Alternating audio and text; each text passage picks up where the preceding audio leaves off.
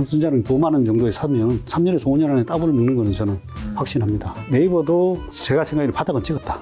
일단 건설업이 반등을 많이 좀 줄 것 같아요. 너무 저평가된 것들이 많고 은행주들은 이제 내가 봤을 때 너무 최근에 좀 올랐으니까 좀 줄여서 통신sektor은 이제 결국 이제 5G가 관건인 것 같아요.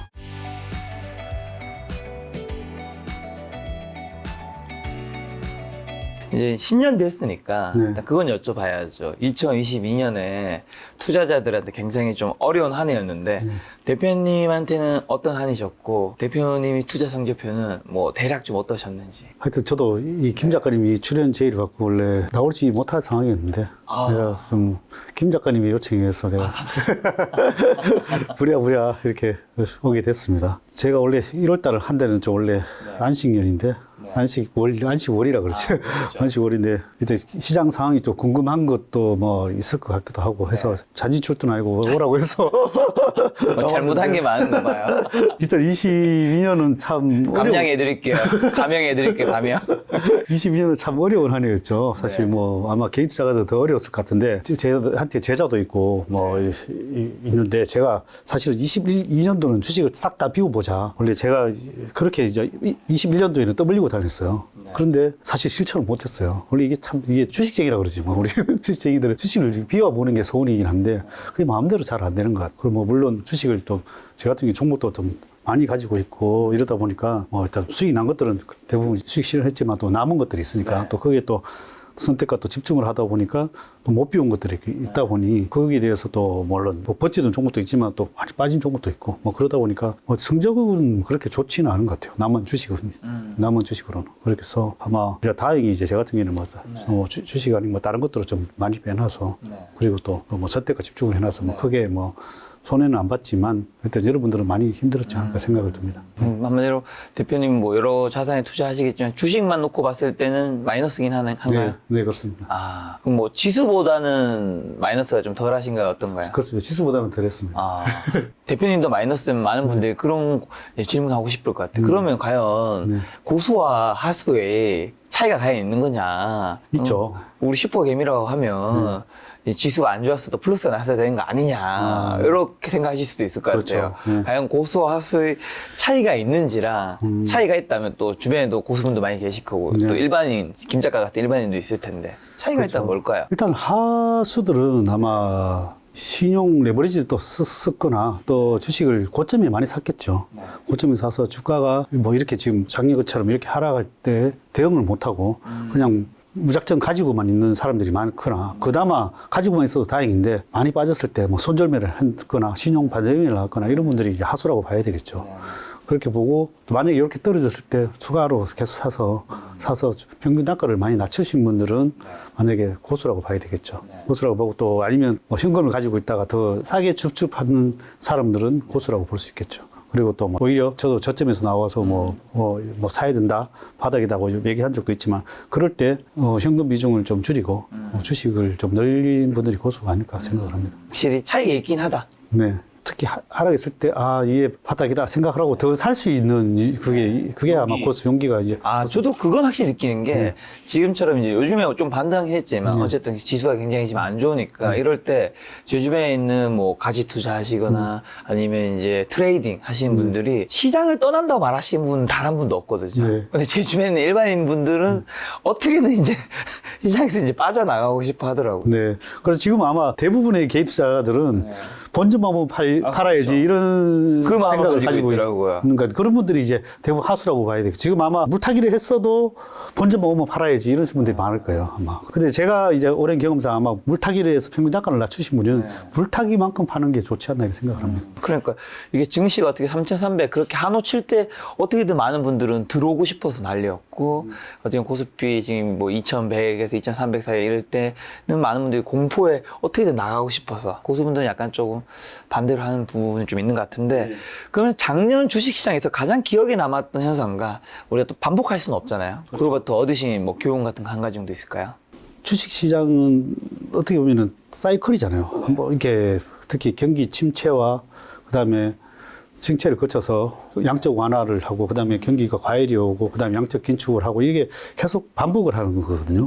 이 정치적인 상황도 비슷한 것 같아요. 때로는 좌파가 잡았다가 너무 좌파가 뭐 예를 들면 뭐 노동 친화적 뭐 여러 가지 정책을 펼쳤다면 또 반대적으로 또 이거 너무 과하다 싶으면 또 우파가 잡아서 또 세상이 돌아가듯이 이 주식시장도 항상 그렇게 왔다 갔다 이 사이클로 움직이는 것 같아요. 근데 이제 그 사이클이 벌써 21년 과열인 게 오고 금리 인상의 신호가 계속 나왔는데 거기에서 강과시 했다는 게 좀 어떻게 알고도 뒤통수 맞은 느낌?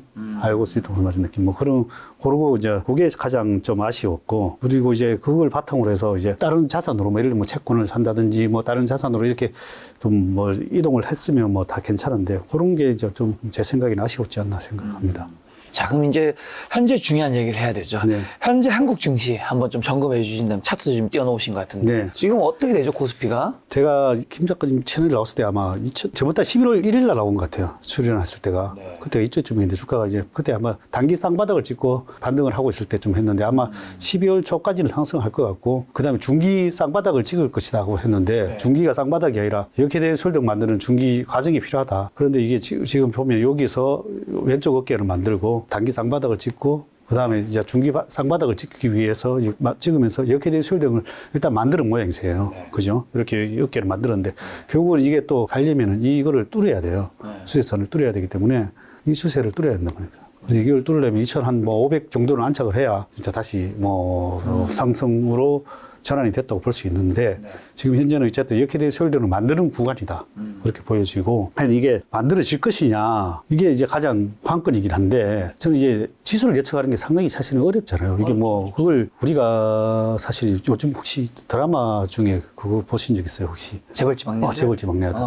그걸 과거로만 돌아갈 수 있으면 아, 인생 2회차. 이게 만약에 다시 돌아와서 이게 현재의 상황이면 한번 배팅 어떻게 해서 돈 좀 벌어볼 건데 그래서 지금 우리가 볼 수가 없으니 과거를 한번 돌아가 보자 이거죠. 과거가 가장 내가 봤을 때 비슷한 시기가 2000년도 초반 때가 아닌가. 과거로만 돌아가면 100억대, 1000억대 부자는 금방 될 수 있을 것 같은데 주식을 다 알고 있으니까 어느 그렇죠. 정도는. 그래서 그때랑 좀 제가 이렇게 여러 가지 뭐 여건이 이제 비슷하게 보는 게 이제 그때 IT 버블이 일어나고 지금은 이제 물론 뭐 예를 들면 뭐 4차 산업혁명에 대한 뭐 버블이 일어났고 그 다음에 또 가상화폐에 대한 버블이 일어났고 그 버블이 이제 깨지는 과정 중에 있는 상황이죠. 지금 여기서 깨진 거죠. 보면 코스닥이나 나스닥 같은 경우는 더 많이 깨졌어요. 근데 코스피를 일단 봤을 때 개수를 조정한 개수를 한번 보면 월봉으로 보면 하나, 둘, 셋, 넷, 다섯, 여섯, 일곱, 여덟, 아홉, 열, 열하나, 12달 조정 주고 그다음에 또 하나, 둘, 셋, 넷, 다섯, 여섯, 일곱, 여덟, 아홉 달 정도 조정을 주고 다시 이제 상승을 시작했단 말입니다. 그럼 총 21달 정도 조정을 주고 상승을 시작을 하는데 이게 또 대세 상승은 아니라는 거죠. 보면 하나, 둘, 셋, 넷, 다섯, 6달 상승을 하고 또 다시 끊긴단 말이죠. 요 정도 상승을 할 수는 있으나 지금 보면은 왔다 갔다 한 두 번 했단 말이에요. 조정을 주고 갈 수도 있고, 이렇게 갈 수도 있고, 이렇게 갈 수도 있단 말이죠. 그럼 이제 예측을 해보건데 지금 상황으로서는 반등을 주더라도 제세 상승 구간은 아니라는 거죠.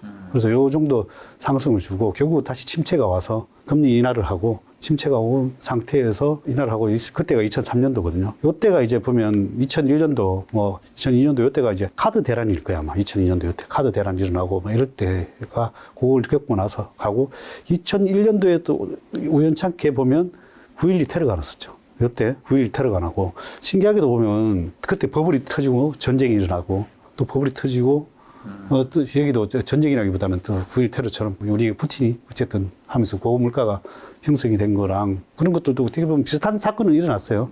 전쟁이라는 것도 터지고. 근데 이제 이런 과거로 봤을 때 저는 이런 기간이 최소 한 2년은 걸려야 된다는 거죠. 총 개수로 보면 한번 답 세볼게요. 이게 하나, 둘, 셋, 넷, 다섯, 여섯, 일곱, 여덟, 아홉, 열, 열하나, 열둘, 열셋, 열네, 열다섯, 열여섯, 열일곱, 열여덟, 열아홉, 스물, 스물하나, 스물둘, 스물셋, 스물넷, 스물다섯, 스물여섯, 스물일곱, 스물여덟, 스물아홉, 서른, 서른하나, 서른둘, 서른셋, 서른넷, 서른다섯, 서른여섯, 서른일곱, 서른여덟, 서른아홉 거의 한 3년을 쉬고 나서 대세 상승 구간이 왔다는 거죠. 그래서 지금 우리가 어쨌든 이런 경기 확장 국면이 일어나고 지금 금리가 결국은 5%대에 들어왔는데 이게 뭐 금리가 뭐 연말쯤에서야 뭐 완화된다는 얘기는 있는데 뭐 피보팅 한다는 얘기도 있는데 그 결국은 피보팅이 돼야 이제 양적 완화가 되고 그때부터 대세 상승 구간이 다시 올 수 있다고 생각을 해요. 그 기간까지는 왔다 갔다 하는 장이 되는데 박스피인데 그 기간 동안에 올라갈 수 있는 여건은 있겠죠. 지금처럼 이렇게처럼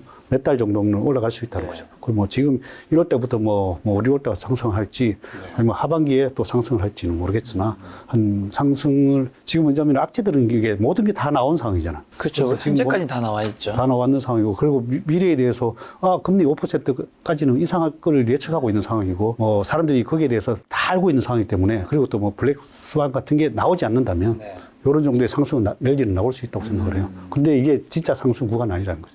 그렇게 만약에 또 상승이 나온다면은 오히려 반대로 또 금리 인상이 늦춰질 수 있는 거죠. 오히려 금리 인상이 계속 유지될 수 있는 거죠. 유지되거나 뭐 더 올라갈 수도 있는 여건이 될 수 있기 때문에 오히려 이제 결국은 금리 인하가 올 때까지는 왔다 갔다 뭐 되지 않을까 저는 그렇게 생각합니다. 그러면 대표님 말씀은 이제 증시가 지금 과거에서 비슷한 이제 그래프에서 그때 한 3년 정도 걸렸으니까 이번에도 3년 정도 걸릴 수 있다는 건가요? 그렇지 3년 정도 걸리는데 지금 벌써 1년 지금 1년이 지났잖아요. 2022년 그죠? 21년부터 조정이 있었다고 그렇죠. 봐야죠. 21년 6월쯤이 그러니까 21년 뭐 6월달인데 1월달부터 사실 조정을 받다고 볼 수도 있거든요. 1월달에 고점 뭐 1월하고 6월달에 쌍봉을 찍었으니까 한번 다시 볼까요? 볼까요? 월봉으로 보면 6월달인데 여기 1월달에도 6월달이네. 살짝 찍고 여기 월봉상에 쌍봉을 찍은 모양인데 그렇게 6월달이니까 거의 3년으로 보면 지금 벌써 1년 반은 지났잖아요. 네. 그럼 1년 반 정도, 남았다는 거네요? 네, 1년 반 정도 남아있다는 거예요. 야, 1년 반 남았는 걸 좋아해야 되는 건가요? 1년 반이나 기다려야 근데 이제 꼭 1년 반이라는 게 꼭 맞을 수도 있고 틀릴 수도 있으니까 그렇죠. 그거는 뭐 이제 과거를 바탕으로 이제 그 정도라는 거지 꼭 그 기간이 딱 맞아 떨어지는 않으니까 이게 보면 이게 내가 만든 지표긴 한데요. 이게 보면 바닥에서 이게 해가 떠요. 또 이렇게 또 과일이 되면 또 먹구름이 몰려와요. 또 이렇게 지표긴 한데 제가 이렇게 바닥을 이렇게만 되면은 이렇게 지표가 해가 뜨는 것을 내가 만든 지표예요. 지표긴 한데 이게 때가 되면 이제 아마 또 먹구름이 끼겠죠. 만약에 과일이 되면 그때 되면 또 조심해야 되고 그때는 또 비중을 좀 줄이고 이렇게 하는 게 좋을 것 같아요. 이 시장은 계속 올라가지만 않는다는 거죠. 네. 그러면 최근에는 어쨌든 또 반등을 많이 했잖아요. 단기간에. 네. 최근에 많이 좀 오른 이유는 뭔가요? 최근에 많이 오른 이유는 일단 금리 인상에 대해서 이제 물가가 지금 잡히고 있는 거죠. 그러니까 지금 12월 물가 나왔잖아요. 네. 꺾였잖아요. 그렇겠죠. 또 6.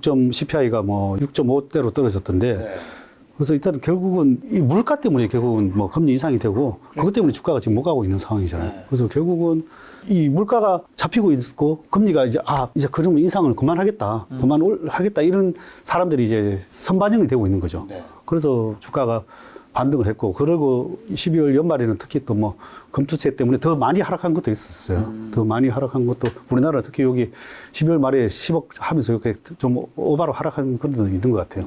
금투세 때문에 좀 더 빠진 것도 있고 그렇지만 지금 이제 시장에서 이게 갑자기 이렇게 좋아진 환경은 강달러로 계속 유지되던 게 금리가 계속 물가가 잡히면서 그 달러에 있던 자산들이 결국은 국내로 들어오면서 지금 원달러 환율도 1240원대로 그렇죠. 급격히 떨어졌죠. 네. 그때도 제가 여기 나왔을 때 말했을 때 그때 1,400원대였거든요. 네네네. 1,400원대인데 그때 오히려 뭐 미국 달러 다 팔아서 한국 주식 사야 된다고 내가 뭐 그때 말했었는데 그때 1,400원일 때 사실 왜 그래 말씀드렸냐면 코스피 지수로 따졌을 때 그때가 0.8 뭐 89인데 그 사람들의 보기에는 시각에서 달러로 환산했을 때는 더 싼 건 0.6이 될 수도 있는 거예요. 0.6이 될 수 있으니까 훨씬 싸 보이는 거죠. 그래서 걔들 입장에서는 샀을 때 엄청나게 싸게 사는 거죠. 저평가된 가격으로. 그래서 저는 이제 더 좋아질 수 있다고 생각을 하는 거고 그런 것 때문에 또 주가가 또 최근에 많이 올라온 것도 있는 것 같아요. 그래서 결국은 이제 강달러가 지금 이제든 달러로서 집중되던 게 달러에 전 세계 자금들이 몰려 들어가던 것들이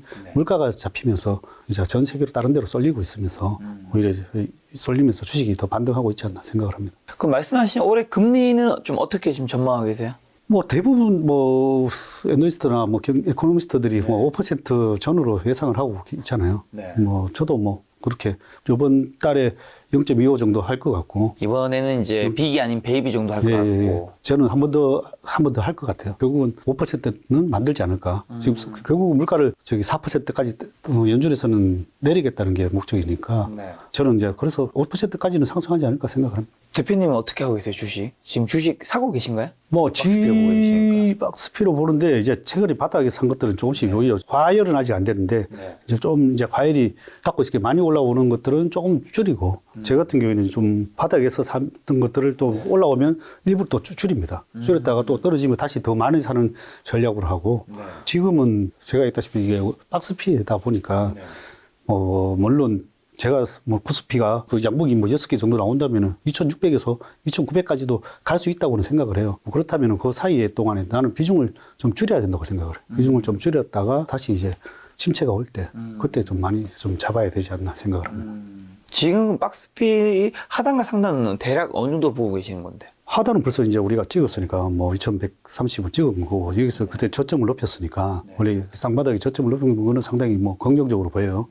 그래서 뭐 2200은 이제 지지가 될 걸로 보이시고 지지가 될 걸로 보이시고 그럼 이제 상단은 뭐 2600에서 뭐 900 정도. 지수는 뭐 바보 게임이라 제발 믿지 마세요. 어쨌든 지금 이제 코스피가 그러면 2300 뭐 중반 후반대라면 어쨌든 바닥이 2200이면 떨어질 공간이 얼마 안 남았고 말씀하신 2600, 2900은 더 여지가 좀 많은 거잖아요. 네네. 그럼 지금 어떻게 보면 좀 괜찮게 봐도 되는 거 아닌가요?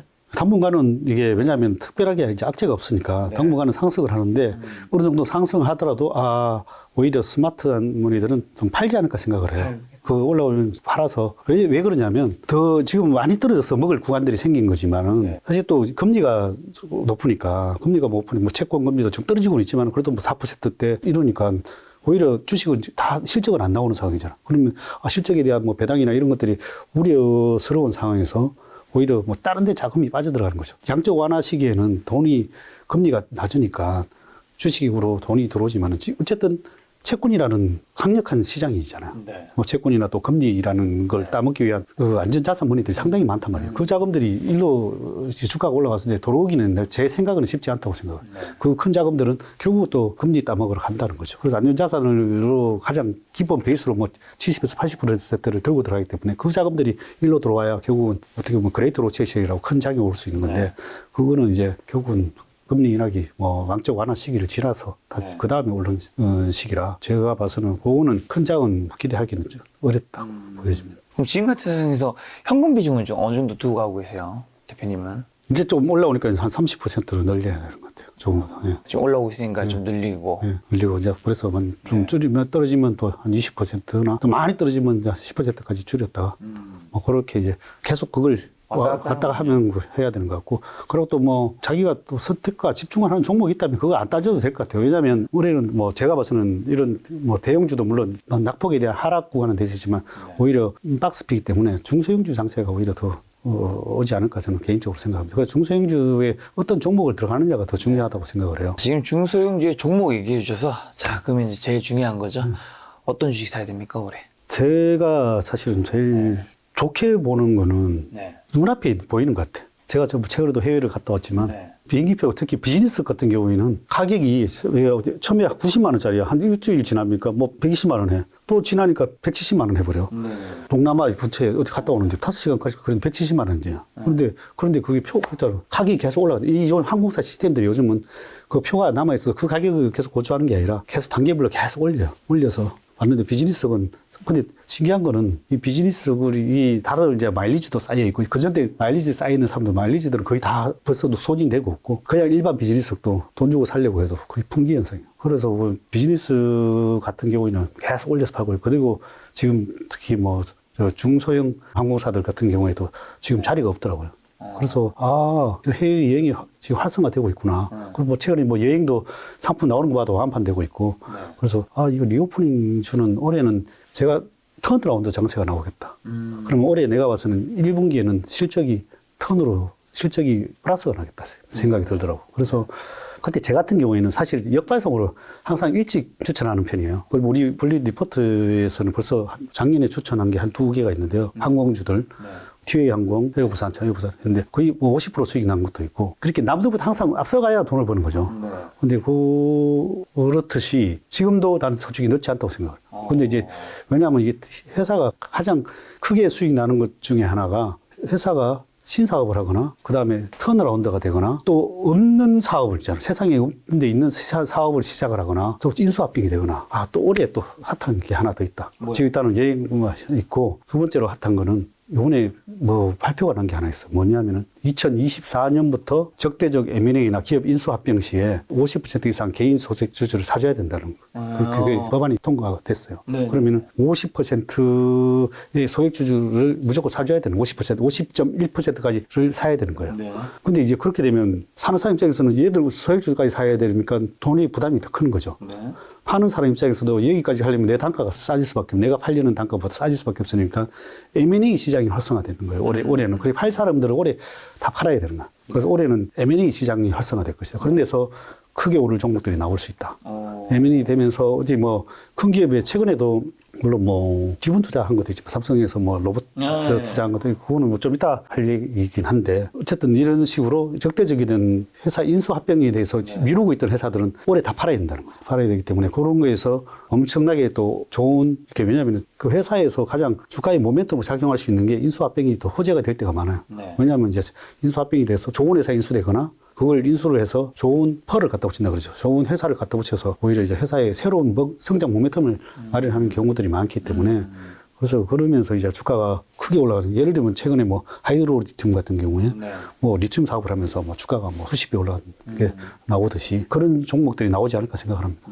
M&A 시장 쪽에서 네네. 일단 그럼 그 정도 가서 항공 얘기 마무리 좀 지으면요. 네. 그래서 항공, 여행, 항공주 중에 나는 뭐 특히 뭐 큰 대형 항공주들도 괜찮을 것 같기도 같고, 그다음에 이제 뭐 또 중국도 결국은 리오프닝이 풀린다고 보고 그러면은 물론 뭐 카지노도 좋아질 거. 카지노도 지금 작년부터 벌써 턴어라운드 된 카지노들이 있어요. 그리고 뭐 물론 영화관, 그다음에 여행, 항공, 호텔. 뭐, 그 다음에 이제 면세도 이제 중국까지 풀리면 면세까지 되겠죠. 그래서 이런 시장들이 올해는 일단 눈에 확 띄게 보이는 거는 실적이잖아요. 결국 턴으로 되는 거는 이거지 않을까. 그 다음에 이제 정부 정책이죠. 정부 정책 윤석열 대표님이 이제 가장 뭐 밀고 있는 것들. 원전, 뭐 우주항공, 물론 뭐 반도체도 IT도 둘러 들어가지만 우주항공, 그 다음에 또 로봇도 있고 뭐 양자 컴퓨터도 있고 뭐 등등 양자 컴퓨터도 있고 바이오도 있는 것 같아요. 바이오도 있고. 그 다음에 에너지 쪽도 있고. 그리고 에너지 쪽도 괜찮을 것 같고. 에너지는, 왜냐하면 전기차가 늘어날 수밖에 없잖아요. 뭐 이제 시작도 안 했으니까. 그렇다면, 물론 에너지가 부족한 거죠. 에너지를 부족하기 때문에 결국은 원전뿐만 아니라 신재생 에너지들도 무조건 해야 되는 거죠. 그 신재생 쪽도 활성화될 수 있고. 그래서 신재생을 안 하고는 답이 없는 거죠. 신재생, 뭐 수소, 뭐 물론 뭐 원전, 뭐 이런 등등 모든 에너지, 그 다음에 거기에 들어가는 인프라. 뭐 전기라든지 전력, 그다음에 뭐 발전, 아니다 뭐 변압기, 뭐 등등 이런 것들까지도 다 뭐 될 수 있다는 거죠. 그게 한번 올랐다가 좀 조정을 보고 있는데 그런 것들도 관심 가지면 좋을 것 같습니다. 항공 같은 경우는 좀 어느 쪽을 더 확인하고 어떤 쪽에 포커스 좀 더 맞추면 좋을까요? 항공은 지금 어떻게 보면 뭐 환율까지 좋아졌잖아요. 환율 좋아지고 유가도 떨어졌고 그래서 최근에 3월은 내가 봐서는 거의 뭐 여행이 다 풀 차서 실적은 잘 나올 거고 그 다음에 4, 5, 6은 잘 모르겠지만 뭐 어쨌든 그 여행의 수요는 계속 늘어나고 있다는 거죠. 그리고 뭐 여행사도 마찬가지고 그러면 그 여행 상품들이 판매는 뭐 여행사들도 물론 좀 좋아질 수 있겠죠. 여행사들. 그래서 저는 1, 4분기 실적이 나오는 시점에 이걸 팔 것이냐 말 것이냐 그 전까지는 저는 올라간다고 봐요. 계속 뭐 올라간다고 보면 실적이 나오는 시점에 팔 것이냐 그럼 2분기 실적을 또 예측을 해야 되잖아요. 그럼 2분기 실적은 좋을 것이냐 그거에 대해서는 좀 퀘스천은 있어요. 1분기는 왜냐하면 겨울이고 폭발적으로 지금 나가는 건데 2분기에 대해서는 조금 실적은 둔화될 수는 있으나 2분기 4, 5, 5월, 6월에 일본 많이 가지 않나요? 그렇죠. 뭐 그래서 그런 수요는 계속 있다고 그래서 저가 항공 이런 쪽은 뭐 나쁘지 않을 것 같아요. 근처로 왔다 갔다 하는. 그 다음에 중국 리오프닝 이제 또 그거 좀 기대해 볼 만하죠. 중국 리오프닝 이제 된다면은 훨씬 좋아지겠죠. 자, 지금 리오프닝이랑 M&A 시장이랑 이제 원전, 우주항공, 로봇 뭐 여러 가지 얘기해 주셨는데 다른 채널에서 뭐 2023년에 텐베거 나올 수 있는 종목에 대해서도 한번 얘기한 적이 있으신데 그건 이 안에서 어떤 쪽 얘기하신 건가요, 혹시? 이 텐베거가 사실은 제가 제 책에도 뭐 있지만 텐베거가 나오는 그게 여러 가지가 있잖아요. 여러 가지가 뭐 새로운 산업의 트렌드가 확 바뀌거나 그다음에 아까 인수합병이 되거나 그다음에 턴어라운드 되거나 근데 지금 보면 턴어라운드 되는 기업은 섹터는 나왔잖아요. 섹터 나오는데 근데 이 텐베거는 아닌 것 같아요. 왜냐하면 이게 주가가 그렇게 많이 왜냐하면 구조조정이 다 끝나고 한두 개만 살아남고 완전 망한 데서 있다면은 이게 텐베거가 나오는데 지금은 거의 다 유상증자하고 억지로 살리는 상황이란 말입니다. 차라리 치킨 게임이 다 끝나버리고 몇 개만 살아남았다면 오히려 좀 10배그가 나올 수도 있었는데 네. 그리고 막 구조조절 끝나고 막 감자하고 뭐 여러 가지 끝냈더라면 10배그가 나올 건데 그건 아니다 보니까 제가 봤을 때 뭐 100% 정도는 뭐 먹을 수 있지 않나 이런 생각은 들고 그다음에 이제 10배그가 나올 수 있는 거는 아까 M&A 시장에서 나올 수 있는 거죠. 근데 뭐 어떤 새로운 먹거리를 넣어야지만 또 그게 M&A 시장에서 또 10배그가 나온 거죠. 오늘자 신문에서 내가 새로운 걸 하나 본 거는 아예 없는 데서 새로운 산업이 나오는 것들은 10배그가 나온다 그러잖아. 근데 오늘자 신문 카이스트에서 개발한 건데 지금 최근에 뜨는 게 로봇이잖아요. 뜨는 게 지금 많이 뜨는데 앞으로 난 로봇 시대는 무조건 온다고 보거든요. 네. 왜냐하면 인건비를 대체할 수 있는 그렇죠. 것들을 계속 쓸 수밖에 없으니까. 그럼 로봇 시대가 오는데 사람이 권력보다 17배 강한 권력을 개발했다면서. 그렇게 이제 결국은 이제 로봇에 이제 권력을 씌우는 거죠. 그럼 이제 힘으로써 17배 힘을 더 쓸 수 있는 거죠. 그래서 그런 근육을 개발했다면서 카이스트에서 나왔더라고. 그래서 그렇다면 이런 게 사실은 이제 아예 없는 데서 이게 만약에 이런 펄이 상장회사의 새로운 아이템으로 들어온다면 이제 10배가 나오는 거죠. 네. 그리고 또 지금은 이제 어쨌든 로봇에서 지금 최근에 뭐 삼성에서 레인보우 로보틱스가 투자를 하면서 주가가 많이 올라갔잖아요. 최근에 이렇게 1% 행보하다가 이렇게 쫙 확 튀어버렸어요. 이렇게 올랐는데 제가 지표가 이렇게 빨갛게 뜨고 나서 이게 제가 보는 지표인데 꼭 이게 먹구름이 안 끼어도 이렇게 여기에 사라는 사인이고 요거는 파라는 사인인데 그래서 최근에 이런 사인이 나오고 나서 최근에 올라갔는데 지금은 이제 과열권이죠. 많이 과열권이라 가지고 지금은 좀 줄여야 되는 타이밍으로 보여지고 이렇게 이제 주가가 삼성이 지분 투자하면서 이렇게 올라간단 말이에요. 그래서 제가 봐서는 결국은 이 로봇 시장은 열릴 수밖에 없다. 물론 이제 근데 대기업들이 결국은 장악할 것이다. 네. 삼성, 현대, 뭐 LG, 그다음에 뭐 두산, 뭐 등등 이렇게 대기업들이 이제 각축전이 벌어질 것이고 뭐 이런 중소형주들은 결국은 거기에 맞는 부품을 생산한다든지 뭐 이런 거에 대해서 핵심적인 뇌에 대한 소프트웨어를 개발한다든지 뭐 그런 데서 이제 개별적으로 이제 종목들이 나오는 거지. 그 다음에 이제 아까 얘기했다시피 그 로봇에 들어가는 자기만의 특별한 기술. 아까 뭐 권력이라든지, 뭐 구동이라든지, 뭐 내구조라든지, 뭐 뇌라든지 뭐 이런 거죠. AI거든. 결국은 이 로봇 만드는 거는 쉬워요. 구동하는 거는 쉬운데 이걸 명령하는 게 더 어려운 거잖아. 그 명령할 소프트웨어가 그 소프트웨어를 누가 제일 잘 만드느냐가 제일 관건인 것 같아요. 거기서 10배가 나올 수 있는 확률이 있을 것이다. 예. 그리고 또 하나 또 예를 들면 제가 좀 항상 5년, 10년 좀 빨리 너무 움직여가지고 좀 이렇게 시간이 오래 걸린 경우가 많은데 이 로봇도 사실 내가 처음 투자한 게 15년 전이에요. 근데 지금 이제서야 로봇이 실제로 쓰이고 좀 실생활에서 좀 다가오고 있잖아요. 뭐 음식 배달하는 로봇 뭐 이렇게 실생활에서 조금씩 보이고는 있는데 이제 좀 있으면 이제 전쟁도 로봇으로 하겠죠. 전쟁도 로봇하고 물론 드론이 또 전쟁이 뭐 공중전에서는 드론이 이제 대신하고 있고 무인기가 결국 또 전쟁도 대신하고 이제는 앞으로는 다 사람이 하는 게 아니라 거의 로봇이 하는 시대가 된다고 보여지는데 그게 제가 또 15년이란 말이에요. 근데 제가 또 사업 시작한 것 중에 하나가 앞으로 세상은 걸어다니면서 배우는 시대가 열릴 것이야 하고 그때가 처음 내가 꽂힌 게 뭐냐면 AR 글래스예요. AR 글래스인데 그게 5, 6년 전이에요. 그때 이제 구글 글라스를 출시를 했는데 실패했어요. 사실은 뭐 사람들이 200만 원 주고 나도 200만 원 주고 사봤어요. 근데 뭐 괜찮았어요 나름대로. 근데 이게 너무 가성비도 비싸고 또 뭐 이게 사생활 침해 논란을 위해서 사양이 됐어요. 근데 이제 앞으로는 이게 AR 글라스가 실생활에 곧 나온다고 보여져요. 이런 것들도 나는 10배가 나올 수 있다고 생각을 해요.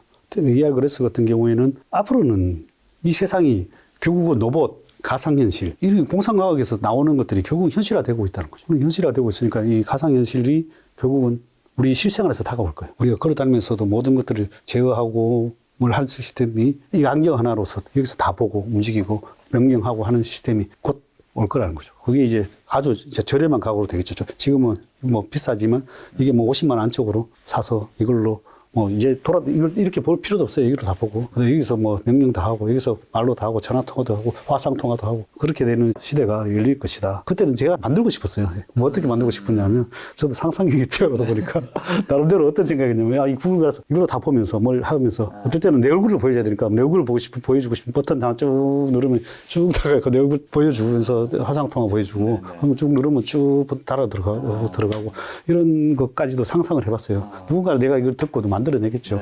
그래서 저는 이제 하드웨어 쪽을 만들고 싫어서 나름대로 소프트웨어를 만들다 보니까 교육 플랫폼을 만들게 됐는데 저도 좀 이렇게 보면 앞서 나가는 경향인데 이제 나는 이것도 이제 된다고 보여져요.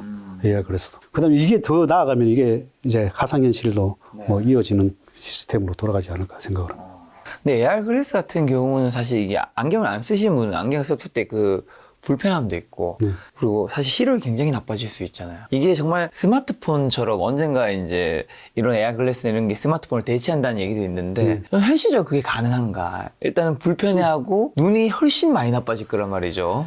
근데 이제 결국 개선이 되겠죠. 그래서 뭐 그걸 뭐 사람들이 뭐 그거 무서워서 그걸 안 쓰겠어요. 뭐 핸드폰 뭐 계속 이것도 가까이서 보면 눈이 안 나빠지겠어요. 저도 이게 200만 원짜리 주고 샀는데 써보고 다른 데에서 개발한 것도 다 써봤어요. 뭐 앱선 뭐 찾아가서 앱선에서 개발한 것도 써보고 근데 앱선은 너무 무겁고 불편해요. 근데 공장용 산업용으로 딱 적당하겠더라고. 그냥 드론을 날린다든지 산업용으로 쓴다든지. 근데 구글 그렇스도 써봤더니 여기가 너무 뜨거워져. 열이 확 나. 아니 이거 충전 시스템을 바꿔야 되겠네. 충전을 여기다 열을 넣으면 안 되고 이걸 따로 밑으로 빼야 되겠네. 뭐 이런 나름대로는 상상했어. 내가 만약에 그쪽 개발자였으면 좀 개발자의 그 지시하는 사람이었으면 야 이거 이렇게 만들어봐 이렇게 만들어봐 했을 것 같은데 좀 개선 사항이 몇 가지가 있더라고. 이렇게 뭐 아까 얘기했다시피 뭐 이런 내가 얼굴을 보여줘야 되는 거, 그다음에 열을 많이 나는 거, 좀 더 가볍고 몸이 편안해야 되는 거 이런 것들. 이제 아마 근데 다 결국은 누군가가 만들어낸다고 생각해요. 근데 이게 지금은 개선되겠지. 지금 만들고 있는 데가 어디냐면은 인텔, 애플, 뭐 미국의 뷰직스 큰 업체들 다 하고 있단 말이야. 그리고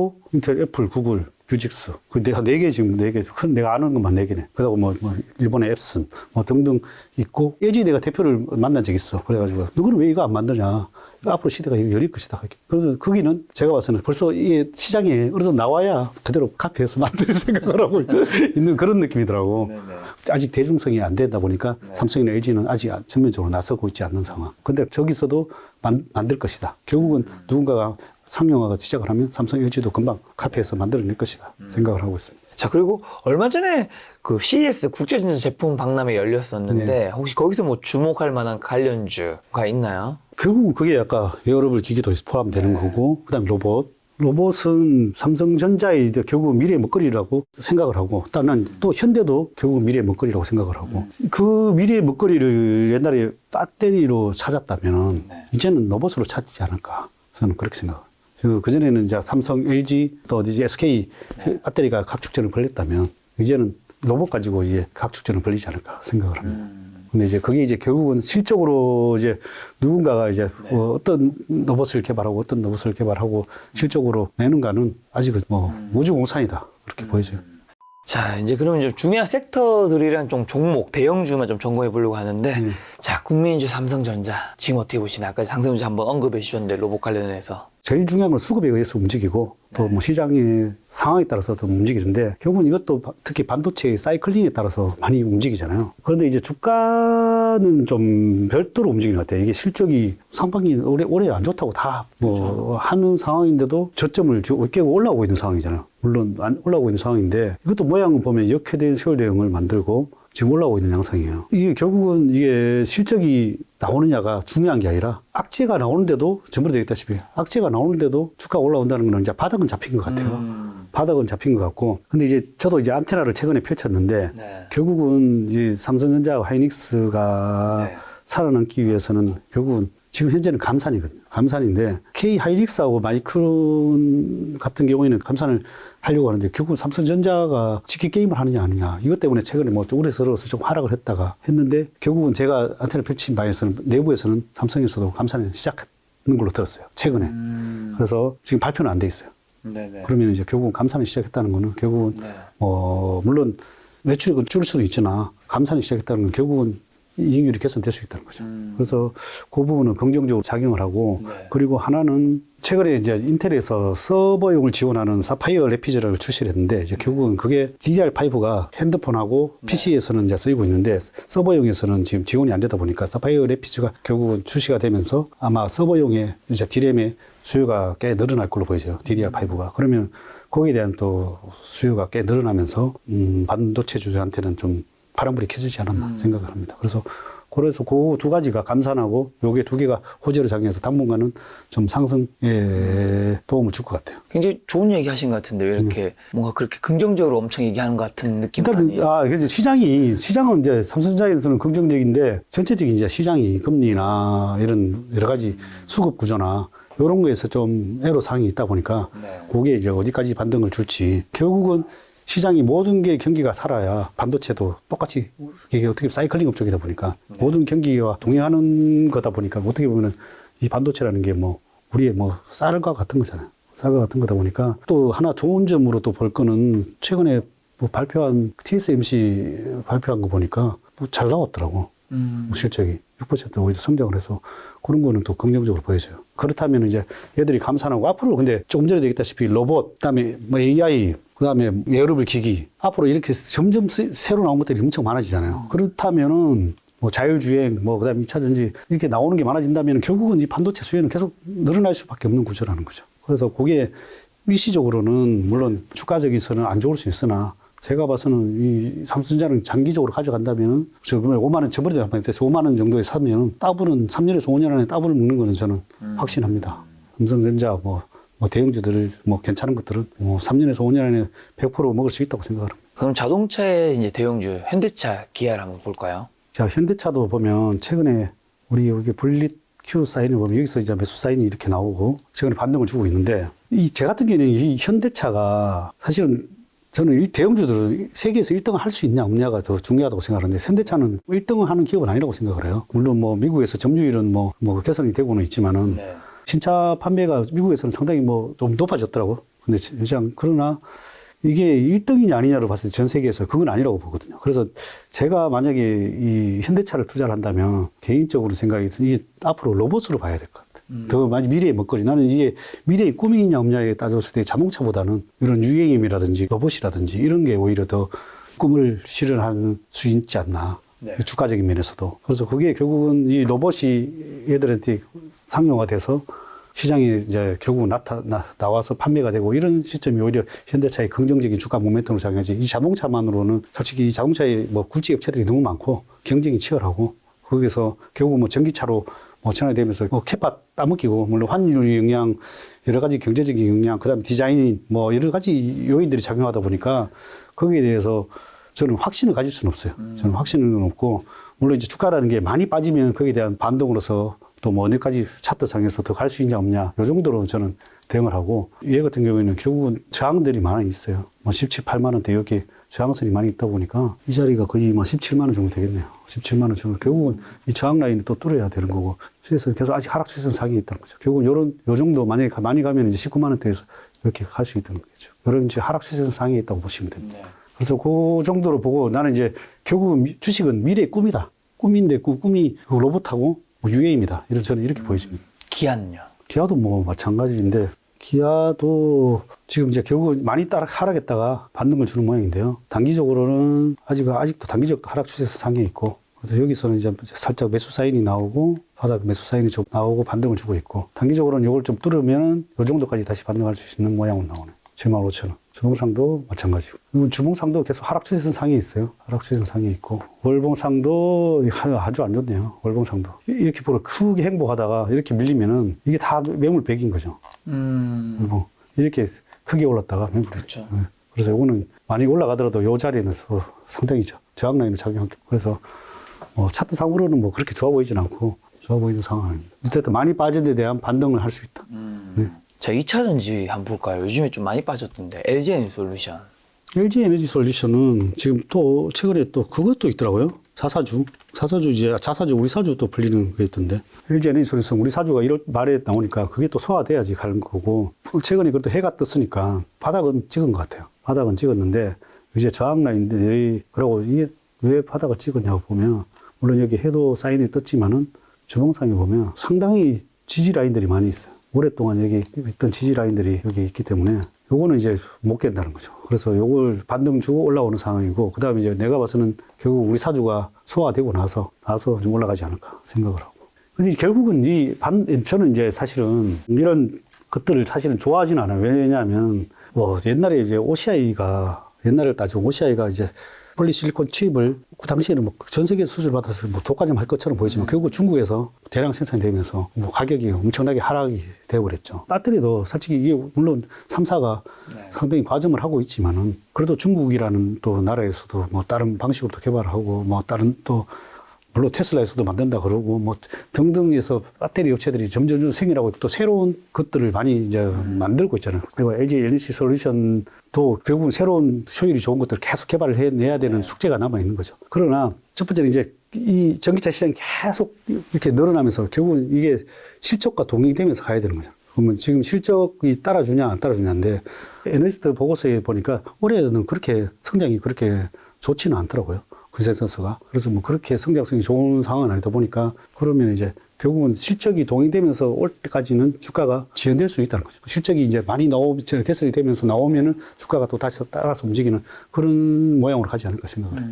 결국은 이제 배터리 3사들은 실적과 따라주냐 안 따라주냐. 만약에 이게 안 따라주면 이제 오히려 급격하게 하랄 수도 있겠지만 제가 봐서는 이제 배터리 시장 계속 늘어나고 지금 늘어나고 있으니까 그거는 당분간 실적은 계속 개선되면서 가지 않을까 생각합니다. 삼성 SDI도 한번 볼까요?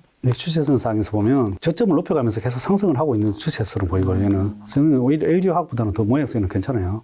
저 지지라인 때 저점을 계속 높여가고 있고 그다음에 주봉상에도 그렇고 월봉상에서도 아직 얘는 저점을 안 깼어요. 안 깨서 그래서 이 고점에서 놀고 있고 이게 결국은 실적과 동행할 때까지는 좀 기다려 주는 거예요. 네네. 실적이 이제 너무 많이 올랐으니까 실적이 이제 너 따라와줘. 실적이 따라와 주면은 나도 가줄게. 좀 멀어진 강아지가 주인이 올 때까지 기다려 줘야 되는 거예요. 이거는 좀 실적이 따라올 때까지 좀 기다려 줘야 된다 생각을 합니다. 그 SK 얘도 많이 빠졌네. SK 이노베이션도. 얘는 최근에 해가 2번 떴네. 여기도 쌍바닥 찍고 뜨고. 그러나 이게 본격적으로 가려면 이 추세선을 또 뚫어야 되네. 일봉상에서는 계속 하락 추세선 구간에 있고 쌍바닥을 찍었고 삼각 수렴형으로 가고 있네. 주봉상에서는 계속 안 좋고 월봉상은 거의 바닥에 왔네. 제가 이렇게 왜 배터리주를 또 이렇게 개인적으로 안 좋아하냐면 일단 이거는 55,000에서 30만 원까지 상승을 했잖아요. 어떻게 보면 많이 오른 거잖아요. 네네네. 뭐 대형주에서 저는 이게 보통 뭐 10배에서 20배 정도 이렇게 올라가면 대형주 일단은 아예 쳐다보지 않아요. 한 10년 동안 안 쳐다봐. 네. 그 섹터는 한번 저는 그 다음에 솔직히 많이 올라간다고 해서 많이 오른 거거든요. 제가 생각하기에는. 그래서 그 다음에 새로운 먹거리를 찾는 거지. 아까 뭐 새로운 로봇이라든지 뭐 새로운 먹거리를 찾는 거지. 그게 2차 전지로 한번 크게 오르는 거는 그 다음 먹거리로 옮겨가는 게 좋지 않나. 저는 개인적으로 그렇게 생각합니다. 물론 올해 또 크가 오는 섹터에 최근에 신조어가 하나 나왔다고. 작년에 태조 이방원이 뭔데요? 올해 들어보신 적 없죠? 제가 따끈따끈한 거 하나 알려드릴까요? 네네. 에로배우. 에로배우? 처음 들어봤죠? 네. 에로배우가 뭐냐면은 에너지. 로는 뭘까요? 로봇. 배는 배터리예요. 배터리는 계속 포함이 되고 있더라고요. 우는 뭘까? 우주항공. 에로배우인데 그다음에 에로배우라는 얘기 있고 그다음에 저는 에로배우에 하나 더 넣었어요. 그때. 아, 네. 에로배우 방. 에로배우 방. 어릴 때 못된 거 많이 봤네. 에로배우 방은 뭐예요? 네. 방산. 네, 네, 방산. 네. 뭐 그런 얘기가 있고 그다음에 하나가 더 있으면 이제 원로 배우도 있어요. 원로 배우. 아, 원로 배우. 네. 원자력. 원자력. 원자력이죠. 나머지는 다 똑같아요. 아. 원자력은 사실은 뭐 원자력은 왜냐하면 정부에서 밀고 있으니까 네. 원자력은 계속 뭐 이슈가 계속 될 거는 같아요. 에로배우, 원로배우 뭐 어쨌든 지금 새로 신조어가 나왔다는 거. 그게 이제 올해 알겠습니다. 에로 배우, 원로 배우, 에로 배우에 또 방을 붙이시는 우리 대표님. 네, 어떤 생각을 하시는지 평소에 자, 궁금하진 않습니다. 자, 그럼 이제 인터넷 섹터 네이버 카카오는 좀 한번 봐야죠. 작년에 2, 3개월 전에 와서 얘기한 게 거의 다 맞았어요. 그 사실. 아, 진짜. 그죠? 그때 왜냐면은 카카오 볼까요? 이래 한적 안 볼게요. 키보드가 이렇게 익숙하지 않을 수가 있다니. 그때 우리가 5만 원대 이렇게 나왔었잖아요. 11월 1일 날 그때가 바닥 11월 1일 날 거의 이 최저점이 나왔을 때 지금 보면 해가 딱 이때 떴네. 분리큐에서는 해가 이때 떴는데 이게 내가 오랫동안 연구회가 만든 건데 이게 해가 뜨고 그때가 출혈할 때가 이때네. 거의 이때인데 그때 그거였어요. 카카오 이제 화재 사고. 뭐 회사 그 악재도 주가가 사실 그 밑으로 더 많이 떨어지진 않았거든요. 그렇죠. 더 많이 떨어지지 않아서 그래서 이래서 바닥을 찍었다. 악재가 나와도 더 이상 많이 안 떨어지면 바닥을 이게 찍었다. 저점이다. 그래서 저점이다. 최근에 예를 들면 SK 하이닉스 한번 볼까요? 하이닉스도 보면 최근에 적자 나온다 그랬잖아요. 적자 나온다고 그러고 올해 뭐 6조 뭐 적자 난다 그러는데 반대로 올라오잖아요. 그래서 바닥을 찍은 거예요. 저희 SK에서. 그래서 적자가 나온다는데 뭐 여기도 지표상에서 벌써 2번이나 떴네. 이렇게 과하게 떴단 말이에요. 그런데 적자가 오는데도 올라지 이게 바닥인 거죠. 그래서 더 이상 이 저점은 내 생각에는 안 깨는 거예요. 그리고 뭐 물론 있지만 이런 게 제가 이제 오랜 주식 투자를 하면서 생긴 노하우긴 한데 그래서 카카오 같은 경우에도 저는 이제 이것도 장기적으로 가져갔을 때 3년에서 5년 안에 10만 원 한 번 오겠죠. 근데 뭐 그런 정도로 갈 수 있다. 그러나 지금 당장에서는 정부 규제가 있다. 특히 윤 정부에서는 이게 특히 플랫폼에 대해서 좀 규제를 하고 있다. 뭐 크게는 상승 당장에서는 올라가지 못하겠지만 장기적으로 봤을 때는 뭐 충분히 뭐 상승할 수 있다고 생각합니다. 네이버는요? 네이버도 마찬가지죠. 네이버나 카카오도 컨센서스는 올해 보니까 뭐 크게 개선되는 건 별로 없더라고요. 그래서 뭐 조금의 뭐 좀 개선 효과는 있어도 이것도 똑같이 바닥은 잡혔네요. 바닥은 잡혔는데 어쨌든 저항란이 여기 또 있고 계속 추세선상에서도 계속 아직은 하락 추세선 상에는 있는데 이걸 한번 뚫어줘야 그런데 뚫을랑 말랑 하고는 그래서 네이버도 제가 생각에는 바닥은 찍었다. 바닥은 찍었고 대신에 이제 뭐 대체 상승으로 가느냐 그거는 한 뭐 시간이 좀 필요하다. 이게 결국은 경기 침체가 거치고 한번 또 금리 인하에 들어갈 때 이런 또 플랫폼주들이 한번 또 세게 갈 수 있겠죠. 그리고 그 기간은 그리고 정부 규제가 또 있기 때문에 시간은 필요하나 뭐 그렇다고 뭐 크게 하락할 건 없을 것 같아요. 그리고 그 대신에 이제 바닥 잡는 과정 중에 오히려 지금 상승으로 전환하려는 모양새로 지금 돌아섰거든요. 그래서 추세 돌아서면은 뭐 충분히 뭐 20만 중반대까지는 한번 상승할 수 있지 않을까 생각을 합니다. 23만 원, 그 정도. 에서 뭐 25만 원 요 정도 이렇게 보여집니다. 에너지랑 건설 쪽 섹터는 좀 어떻게 보세요? 제가 또 안테나 펼친 바로는 이게 에너지 쪽은 전 세계가 다 관심사기도 하고 특히 삼성에서도 앞으로 이제 에너지 쪽에도 엄청 관심을 쏟고 있더라고요. 특히 뭐 최근에 이종희가 뭐 빈살만을 만나서 뭐 건설이나 뭐 이런 쪽에 한 게 아니라 에너지 쪽에 제가 알기로는 그쪽에서도 사실은 새로 하려는 게 이제 유전이 아니라 제2의 유전을 만드는 게 목표인 것 같아요. 제2의 유전이라는 게 결국은 뭐 신재생 에너지를 활용해서 결국은 또 에너지를 만들어내는 게 그렇죠. 그걸 활용해서 ESS 저장을 해서 뭐 에너지를 저장해서 뭐 전기차라든지 모든 이런 데 쓸 수 있도록 만드는 게 또 목표인 것 같더라고요. 그래서 그런 이제 인프라를 구축하는 게 또 삼성에서도 상당히 관심을 가지고 있는 것 같더라고요. 그래서 결국은 재생 에너지로 수소를 만들어서 그걸 수소 만들어서 에너지를 저장을 해서 그걸 바탕으로 모든 이제 뭐 전기차 충전하고 뭐 이런 데 인프라를 구축하는 게 뭐 SK 뭐 LG도 마찬가지고 삼성도 마찬가지고 이런데 많은 각고의 노력을 하고 있지 않나 생각을 하고 있습니다. 뭐 거기에 바탕이 되는 뭐 플랜트라든지 뭐 이런 것들도 구축이 되지 않나 생각을 합니다. 건설을 주로 이제 해외나 우크라이나 이쪽에 만약에 이제 재건이 된다면 그쪽 해외 섹터에서 좀 눈여겨볼 만할 것 같고 지금 현재는 일단 금리가 일단은 상당히 높으니까 일단 건설업이 그래서 주가는 많이 빠졌지만 주가로는 솔직히 반등을 많이 좀 줄 것 같아요. 너무 많이 저평가된 것들이 많고 PBR 측면에서 너무 싸져 버렸고 그래서 그 부분은 뭐 저평가되어 있는 것 같고 거기에 대해서 반등은 충분히 줄 것 같고 그렇다고 회사가 지금 당장에서 좋을 것 같지는 않아요. 왜냐하면 건설이 일단은 금리가 5%니까 거기에 대해서 당분간은 젊은이들이 갭 투자거나 이런 것들이 결국은 매물로 계속 당분간은 쏟아져 나올 것 같아요. 그렇죠, 그렇죠. 그래서 그 부분은 좀 우려스러운 상황이고 최근에 뭐 빌라왕 뭐 이런 것들부터 해가지고 뭐 전세랑 갭 투자했던 것들이 상당히 뭐 매물로 쏟아져 나올 것 같기도 하고 아까 얘기했다시피 이것도 1, 2년은 부동산도 뭐 쉽지 않다. 저는 그렇게 보여져요. 자, 그럼 금융 섹터는요? 금융 섹터는 최근에 은행주들이 뭐 특히 뭐 뭐라고 해야 되지 이제 자사주 소각도 하고 배당 이런 것들이 주주 친화적으로 많이 바뀌면서 상당히 은행주들이 많이 올라왔잖아요. 의외로 많이 올라왔죠. 그 배당 등까지 먹어버렸는데 배당도 먹고 주가도 먹고 이런 이슈가 생기는데 앞으로 이제 이런 것들이 많이 생겨날 것 같아요. 그래서 은행주들은 이제 내가 봤을 때 너무 최근에 좀 올랐으니까 물론 좀 올랐으니까 좀 줄여서 반대적으로 지금 정권회사들도 구조조정하고 그런 것들이 많이 보여요. 증권사도 내부를 감축을 하고 은행들도 지금 많이 감축을 하고 이런 상황이다 보니까 그렇다면 증권회사에서 감축을 한다는 거는 감원하고 지점 통폐합하고 이런 것들이 많더라고요. 그러면은 결국은 내년에 금리 인하 이슈가 있다고 연말부터 나온다는 금리 인하 이슈가 나오기 전에 주가는 또 선반영할 수 있으니까 금리 인하 이슈가 나오면 첫 번째로 뭐 오를 수 있는 게 증권주다 보니까 오히려 뭐 증권주는 지금 쌀 때 뭐 사모아 가는 것도 나쁘지 않다고 생각을 합니다. KB금융 차트 하나 볼까요? 짧은 게 많이 올랐네요. 우리 분릿 거기에 보면 여기서 사인을 주고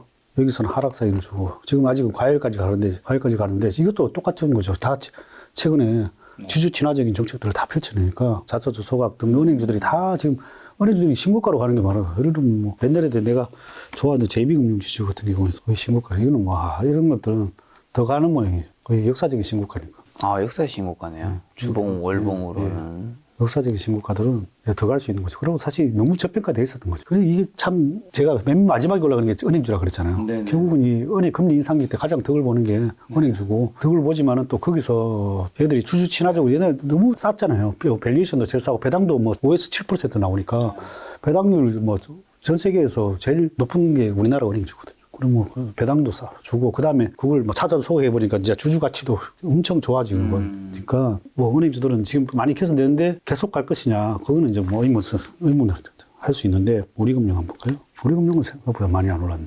얘는 아직 주주 가치 개선 그런 움직임이 별로 없어서 그런 것 같아요. 그것도 뭐 만약에 발표를 하겠죠. 현 정부가 그런 거는 잘하고 있는 것 같아요. 현 정부가 이제 주주들에 대해서 상당하게 개선할 수 있도록 이렇게 이것도 어떻게 보면은 정부 입김이 강한 업종이잖아요. 은행 업종들이. 그래서 결국 정부에서 이렇게 주주 친화적으로 나섰다는 거죠. 네. 예. 자, 통신 섹터는 어떻게 보세요? 통신 섹터는 이제 결국 이제 5G가 전세적으로 세계적으로 이제 움직임이 좋으니까 이제 결국은 5G가 전 세계적으로 수출이 되냐 안 되냐인데 결국은 이제 5G가 관건인 것 같아요. 5G가 앞으로 될 거냐인데 그거는 KT는 한번 보면서 말씀드릴게요. 이것도 이제 어떻게 보면 경기 방어주라고 볼 수 있잖아요.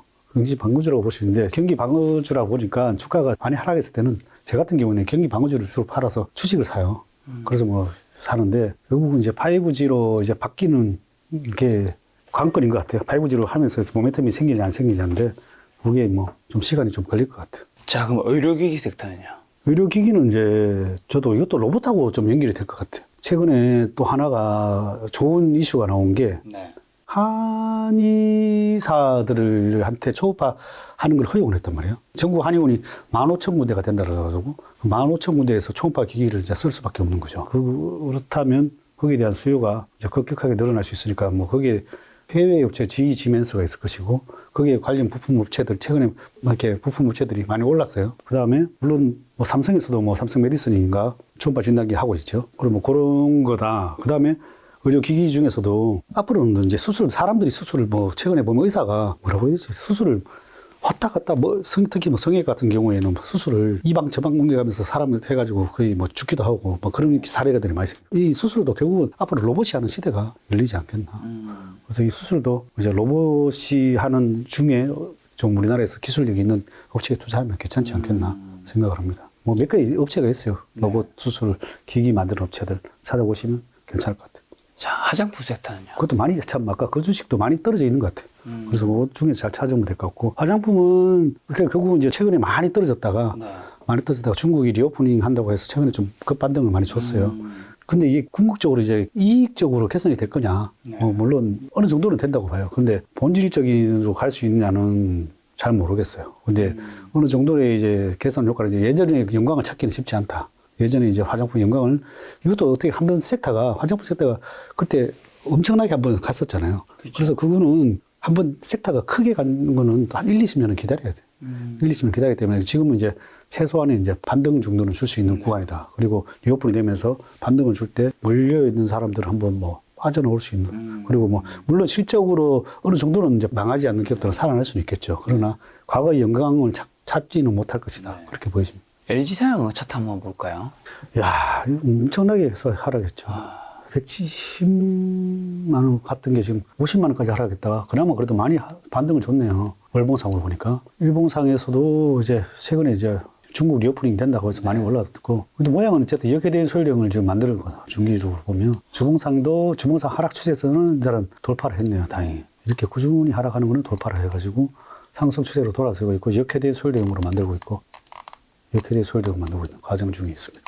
그래서 이걸 저렇게 돌파를 한다면은 어쨌든 앞으로 좀 어느 정도는 반등을 줄 수 있는 구간인데 완전 뭐 과거의 영광을 찾는다기보다는 어느 정도의 이제 반등을 주는 구간 뭐 한 100만 원 정도 맥시멈 잡고 가시면 될 것 같아요. LG생활건강이 여기서부터 이렇게까지 쭉 올랐잖아요. 그래서 LG생활건강이 이제 한때 그 명품 주식을 불리기도 했고 맞아요.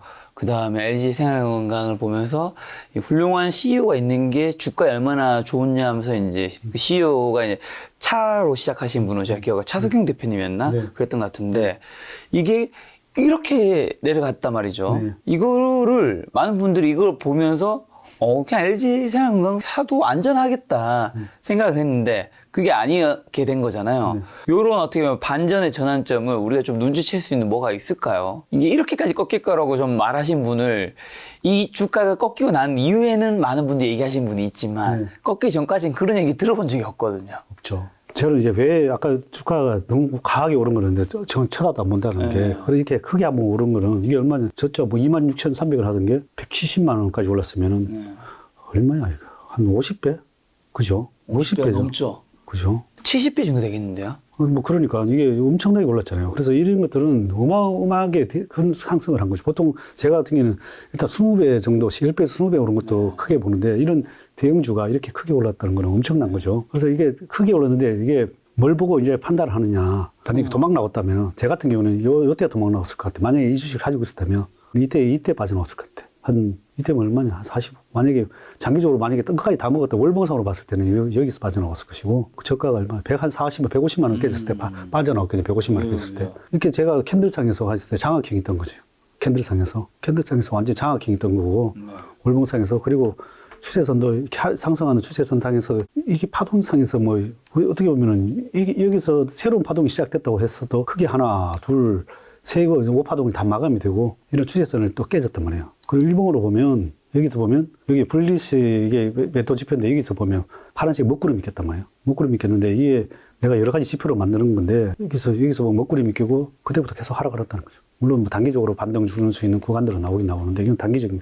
그 대세상에서는 이렇게 먹구름이 끼고 나면 그게 뭐냐면 많이 오르다가 이렇게 급하게 특히 이제 많이 오르고 나서 가파르게 오르면은 상투일 경우들이 많아요. 상투일 경우들이 많고 이렇게 추세선을 깨고 내려올 때 조심해야 되는데 일봉상에서 단기적으로 봤을 때는 이때가 조심해야 될 때고 그리고 뭐 여러 가지가 뭐 떴지만은 그다음에 월봉상에서 이렇게 깨고 내려올 때는 이게 월봉상에서도 보면 이렇게 가파르게 썼잖아요.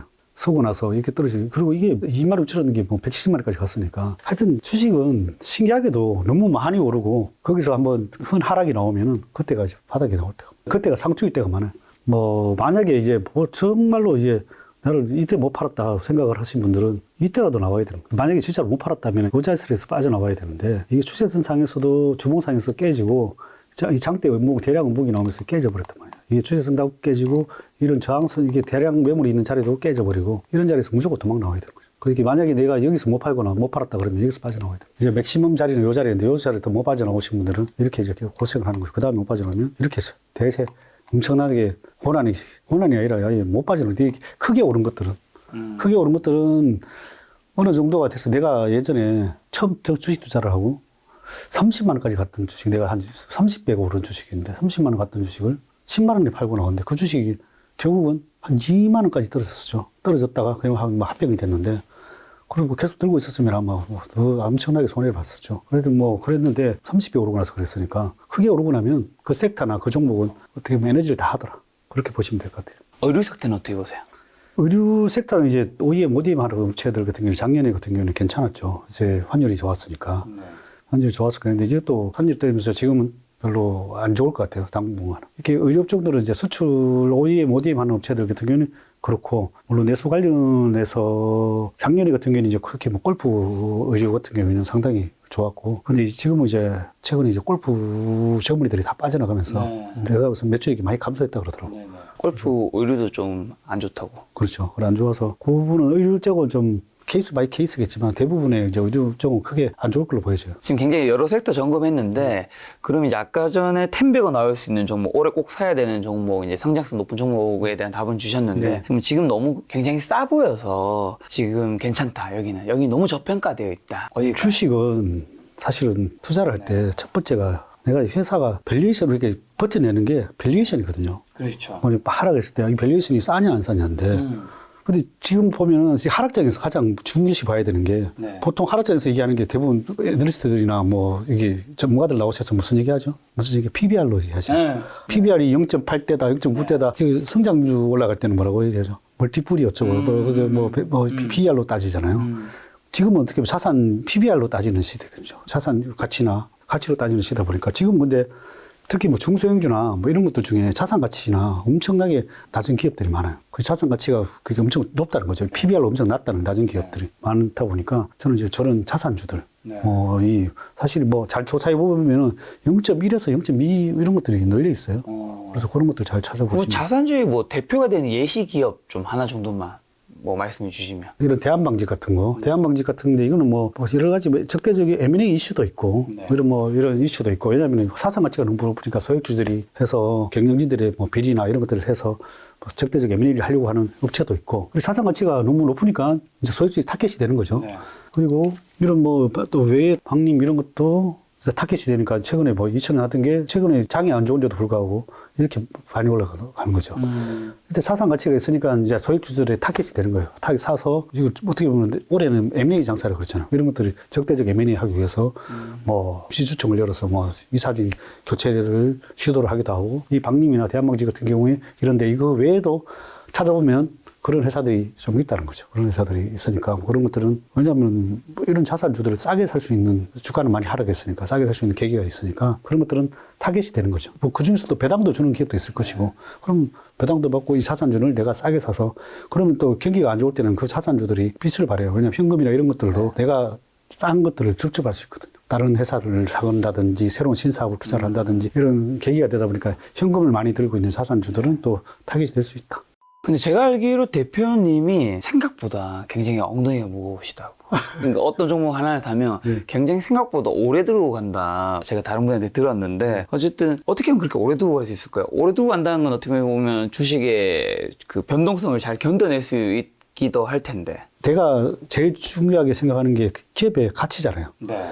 기업의 가치를 뭐 PBR로 계산하든 PER로 계산하든 뭐 성장성으로 계산하든 내가 아니면 꿈으로 먹고 살든 이걸 이 회사에 대한 확신이잖아요. 그래서 그걸 이 회사는 망하지 않고 언젠가는 이런 모멘텀이 나타날 거야. 그런 확신이 있으니까 가지고 있는 거죠. 근데 그 모멘텀이 내한테 빨리 오느냐 안 오느냐는 저번에 대했듯이 운이 빨리 다가오면 그게 사실 시기가 노봇 같은 경우에도 예를 들면 15년 전에 투자를 했다 그러잖아요. 근데 주가는 10배를 먹고 났어요. 노봇 시대가 열리지 않은데도. 그런 열리지 않은데도 불구하고 주가로는 올라갔단 말이에요. 근데 이게 그거는 운의 차이예요. 근데 사실은 지금까지 기다렸으면 물론 또 로봇의 시대가 지금 열리고 있으니까 주가로서는 또 15년 만에 먹을 수도 있었겠죠. 그러니까 그거는 이제 내가 확신을 가지냐 아니냐. 이 회사가 버텼을 때 살아남을 수 있는 기업이냐. 아니면 자산 가치가 있느냐. 뭐 성장성이 있느냐. 아니면 PER이 싸냐. 뭐 이런 것들을 이제 파악해서 견디내는 거죠. 그러나 이제 거기에 대한 내가만의 이제 특히 이제 중소형주에 대한 확신이 있으니까. 그래서 중소형주를 특히 이제 제 같은 경우는 오랫동안 발굴을 하고 하다 보니까 거기에 대한 또 분석력이 좀 남들보다 좀 뛰어난 부분이 있죠. 그래서 그냥 버티면은 최소 100%는 먹더라. 이런 걸 확신이 있으니까 가지고 있는 겁니다. 개인분들이 이제 대표님과 다르게 이제 그 변동성이 굉장히 좀 약한데 유튜브 채널 하시잖아요, 대표님도. 요즘 투자자분들, 개인분들이 심리는 좀 어떤 것 같으세요? 투자 심리는? 주변에 보면 대부분 본전 오면 팔겠다는 분들이 계신 것 같아요. 팔 때문에 대부분이고, 다 본전만 와라. 팔겠다. 그래서 그 정도로 투자 심리는 별로 안 좋은 것 같아요. 그리고 제가 또 예를 들면 뭐 리포트를 이렇게 내는 사업도 하지만은 리포트도 보고 싶지 않은 거야. 왜인지 알아요? 보면 사고는 싶은데 돈이 없으니까. 없으니까 그 현금이, 그럼 주식을 팔아야 되는데, 보니 계좌를 팔아서 도저히 팔 수도 없는 거죠. 그래서 사실은 내가 이 기업에 대해서 확신을 가지고 있으면은 팔아서도 사야 되는데 그걸 못 하는 거죠. 그냥 이 손실을 보고 손실 회피를 못 하는 거죠. 그래서 어쨌든 그래서 그냥 이거 본전만 오면 내가 뭘 새로운 거 사든지 혼용을 하든지 일단 본전만 와라. 근데 사실 본전 오면 그 주식이 또 본전만 아니라 더 뚫고 가는 경우들이 더 많이 있죠. 저도 뭐 내 주변에 내 직원들도 이렇게 보면 대부분 또 본전 오면 다 팔아버려요. 그래서 그게 참 안타깝더라고. 그러면 차라리 진짜 월급쟁이나 만약에 가지고 있으면 주가가 빠졌으면 내 같으면 좀 더 사야 되는데 또 떨어지면 공포스러워서 못 사요. 그렇죠. 그게 참 개인분들 힘든 게 주가가 굉장히 올랐을 때 사실 뉴스도 유튜브에서도 막 나오잖아요. 그럼 막 비싼데도 막 사고 싶잖아요. 오히려 그때는 좀 조심해야 되는데 그리고 주가가 확 떨어졌을 때는 오히려 그때보다 훨씬 많이 싸졌기 때문에 더 사야 될 큰 이유가 생겨도 그때는 이미 현금이 없어서 살래야 살 수도 없는 게 있는 것 같더라고요. 그래서 결국은 내가 자금 관리를 어떻게 잘 해야 되느냐 그게 중요한 요건인 것 같아요. 자금 관리를 잘해서 그걸 쌀 때 살 수 있는 그게 항상 현금을 남겨놔야 그 다음에 그때 좀 더 유리한 고지에서 투자를 할 수 있는 계기가 되는 것 같아요. 혹시 뭐 개인 투자자분들이 주식 매수 타이밍 알 수 있는 경제 지표 같은 거 뭐 그런 게 있을까요? 2023년에는 어떤 게 좀 시그널들이 나오면 진짜 주식 그래도 좀 더 적극적으로 사야 된다. 아까 좀 전에 말했다시피 분리 이게 매매할지 그거 또 있지만 그런 것도 참고하면 되지만 그러니까 여기서 한마디로 여기 매수 신호가 나온다는 건 어떤 것들이 모여져서 여기서 시그널이 뜨는 그렇죠. 거잖아요. 결국은 이게 뭐 어떠냐면 개인의 심리를 다 반영한 거예요. 그 요인들이 뭐가 있나요? 심리를 반영하는 건데 결국은 인간 지표야. 인간이라는 것들 사람들이 심리라는 게 심리가 내가 팔고 싶을 때 내가 엄청 팔고 싶을 때 이게 사야 되는 거죠. 남들 그때가 보통 바닥일 때가 많고 남들이 막 사고 싶을 때 과열이 되는 거죠. 그럴 때 이제 팔아야 되는 거죠. 그러니까 그거를 중요한데 경제 지표라는 지표라고 말씀하셨으니까 제일 쉬운 거는 원래 뭐 경기 선행 지표인데 그것보다 사람들이 가장 파악하기 쉬운 거는 금리로 보는 게 제일 빠르죠. 나라에서 알려주잖아. 뭐라고 알려주냐? 너 하지 마. 하지 마라는 게 뭔지 알아? 하지 마. 주식 투자 이제 하지 마. 뭐 부동산 투자 하지 마 하는 게 뭐냐면 금리예요. 금리를 올리는 거예요? 금리를 올리는 거예요. 이제부터 앞으로는 이런 자산 시장에서는 돈 벌 수가 없어. 왜냐하면 좀 과열이니까 너 좀 주식 팔고 좀 쉬어 하는 신호를 주는 게 이제 금리 인상 사인이고. 한국은행이 지금 7년속 금리 인상했잖아요. 그렇죠. 그럼 아직 하지 말라는 건가요? 그렇죠. 하지 말라는 거죠, 상무. 그러면 이제 금리 인상을 안 하거나 안 하거나. 인하하거나 할 때부터 좀 더 적극적으로? 근데 사람들이 좀 스마트해졌으니까 생각보다 좀 옛날보다는 빨리 움직이고 있는 거죠. 요즘 벌써 금리 인하를 생각을 하고 지금 벌써 하고 있다고 사람들이. 어떻게 보면 올 하반기부터 인사를 한다니까 아, 이제 다 됐네 뭐. 금리 인상 벌써 해봐야 2번 남았네. 지금 이러면서 매수세가 들어오고 있단 말입니다. 그렇죠. 그런데 사실은 내가 봤을 때는 그거는 이제 너무 좀 그 정도로 이제 반등을 줄 거고 그다음에 근데 지금 금리가 이렇게 과열돼 있는 금리가 이 금리로서 자금이 완전 확 몰리지는 않는다는 거죠. 유동성 장세가 아니니까. 그래서 결국은 다시 한번 금리 인하가 한번 올 때까지 침체를 뭐 블랙스완이 오든 경기가 과열이 오든 뭐 이렇게 해가지고 결국은 침체로 한번 와야 되는 거죠. 지금 말씀하신 침체.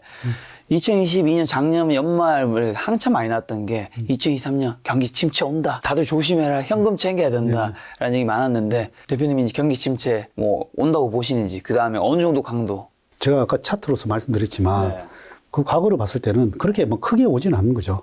올랐다가 결국 한번 또 쳐박아가지고 이제 그때부터 금리 인하를 또 하는 거죠. 하고 그러면 이제 그때부터 이제 대세 상승이 한번 오는 거죠.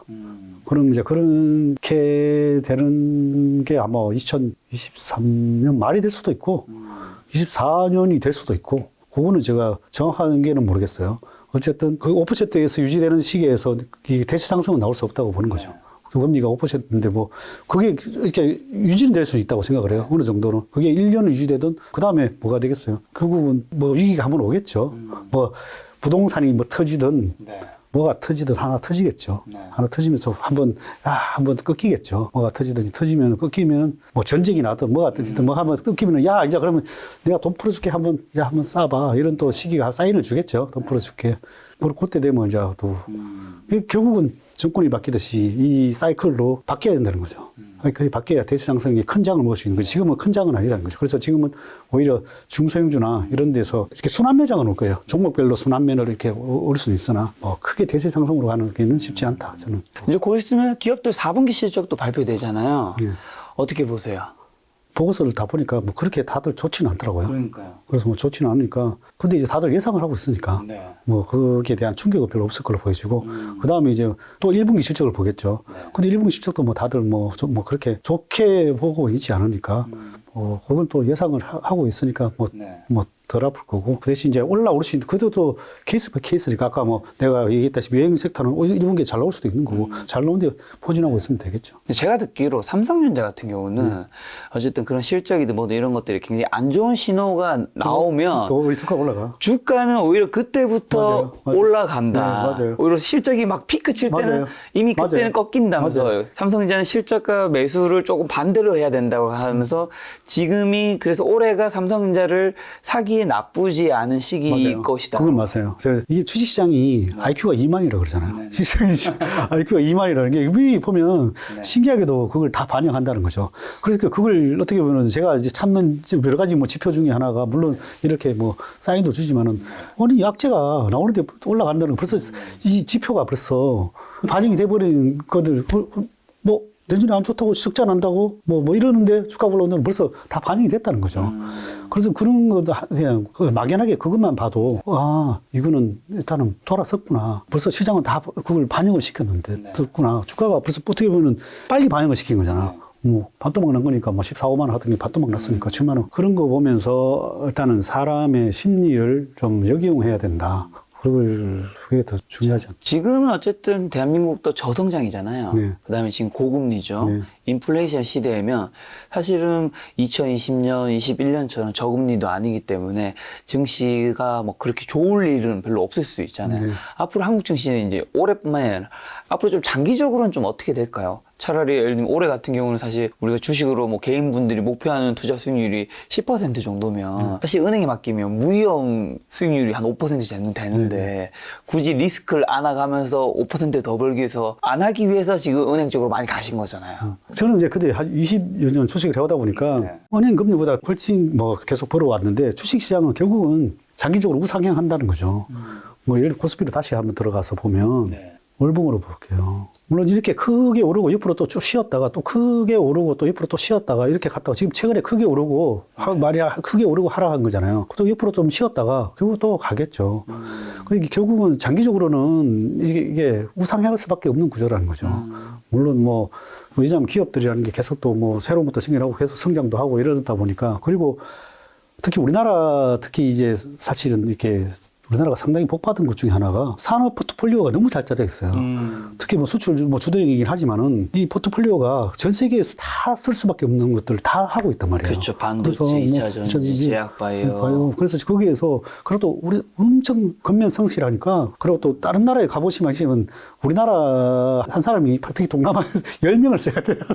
한 사람 우리나라 열심히 하고 똑똑하죠. 네, 똑똑하고 그래서 상당히 성장 모멘텀은 충분히 있다. 그리고 뭐 이 기업별로 잘하는 것들이 너무 많다. 네. 그래서 뭐 최근에 뭐 예를 들면 뭐 아까 에너지 섹터까지도 전 세계에 수출할 수 있는 그다음에 뭐 방산까지도 수출하고 나머지는 뭐 다 알고 계시니까 뭐 배터리, 2차 전지, 뭐 반도체 뭐 다 아니까 뭐 자동차 그래서 그런 것들은 포트폴리오가 너무 잘 짜져 있기 때문에 진짜 경제는 결국은 왔다 갔다 돌았다 하지만 결국은 우상향 한다는 거죠.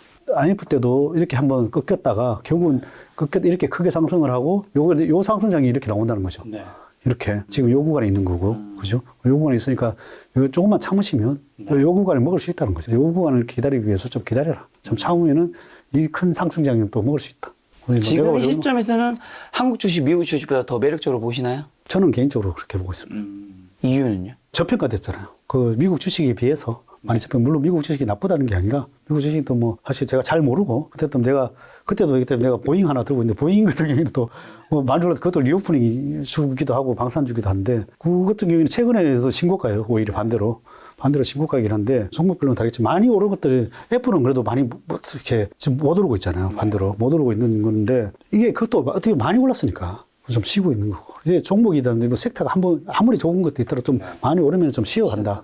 쉬었다 가니까 제가 개인적으로 보기에는 뭐 미국이 나쁘다는 게 아니라 걔들은 장기적으로 크게 많이 올랐으니까 당분간은 또 우리나라가 한번 또 특히 이제 중국도 많이 쉬었고 중국이 시진핑이 잡으면서 뭔가 계속 불만들이 많이 쏟아져 나오니까 뭐 조만간에 또 전인대도 있고 그래서 그때 어쨌든 경기를 좀 최대한 확장시키기 위해서 뭐 SOC든 뭐 돈을 풀든 뭐 이렇게 할 것 같아요. 그리고 또 리오프닝도 할 것 같고 그래서 이제 중국이 결국은 또 잘 돼야 또 우리나라가 사실은 중국의 덕을 상당히 많이 보고 있거든요. 그래서 거기에서 인접해 있으니까. 그렇죠. 그래서 많이 보고 있어요. 중국이 우리나라 수출이 굉장히 많은 몫을 차지하잖아요. 그렇죠. 그래서 중국이 잘 되기를 바라야 돼. 그래서 잘 풀어주고 막 이러면 우리나라의 더 덕을 보니까 그게 혜택을 또 볼 수 있지 않나 생각을 합니다. 중국이 이제 코로나 봉쇄 정책에서 완화 정책으로 갔을 때 저는 굉장히 좋은 어떻게 보면 주가에서는 소식을 봤는데 확진자가 생각보다 또 너무 많이 폭증하면서 이제 했는데 이거는 이제 어쨌든 주식 투자하는 입장에서는 그래도 완화를 한 거니까 좋게 봐야 되는 거겠죠? 그렇죠. 저는 오히려 화기가 빨리